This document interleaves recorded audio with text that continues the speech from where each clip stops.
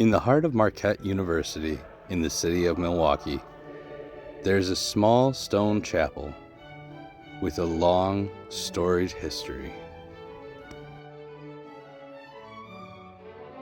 At first glance, it may seem insignificant, but this chapel is the oldest building in the state of Wisconsin. In fact, this little stone chapel is one of the oldest structures in the country. Before the writing of the Constitution or the first shot of the Revolution. Before the founding of New York, Jamestown, or even St. Augustine. Over a century before Columbus even set foot upon the New World. In 1420 in Chelles, France, construction began on the building that would serve the parish as their local chapel. Little did the inhabitants know that in less than a decade, this chapel would become the site of supernatural occurrences, where a young woman would have divine visions and become the Maid of Orleans and later the patron saint of France itself. Joan is believed to have been born in 1412 to a peasant family in northeastern France. In 1428, at the age of 14, she requested to be brought before King Charles of France.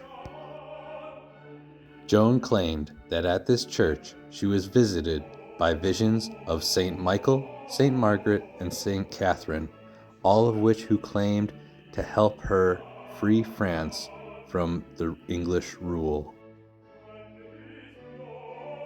At the age of 17, Joan's request was granted, and she led a decisive victory at the siege of Orleans. After the siege, Joan met another success with the campaign of Lorraine. Joan would eventually be captured by the English and burned at the stake, but her legend lived on in infamy until she became the patron saint of France. Upon returning to the chapel, Joan came to this very stone behind the altar, knelt and prayed. Legend has it that this stone always remains cool.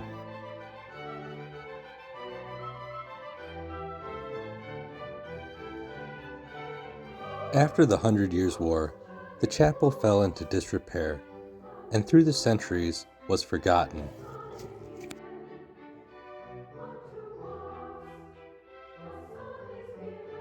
Until in the 1920s, Jacques Couel, an architect and historian, stumbled upon the chapel, making drawings and taking dimensions.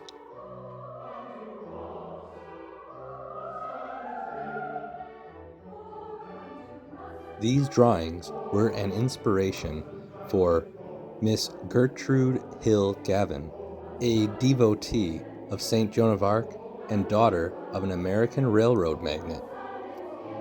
She bought the chapel, had it dismantled, and shipped it to her property in Long Island. Shortly after, France made a law banning the export of such treasures.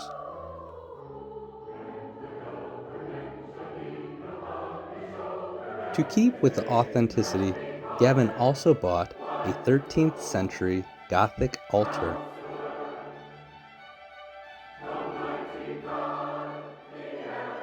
She then hired artist Charles Connick, who was responsible for the stained glass in New York's Cathedral of St. John the Divine, to create medieval French-style stained glass for the chapel.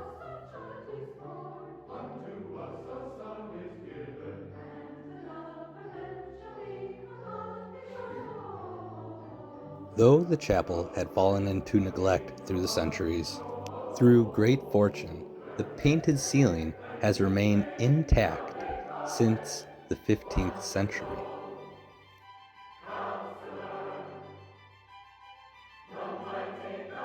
In 1962, Gavin sold the chapel to Mark Rochtman, who had been a president of J.I. Chase.